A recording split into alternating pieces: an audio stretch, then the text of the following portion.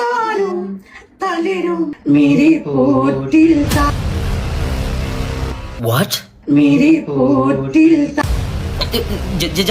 ജാസിമോൾ അതൊന്ന് കറക്റ്റ് ചെയ്ത് കൊടുത്തേ. തളിരും മേരി പോട്ടിൽ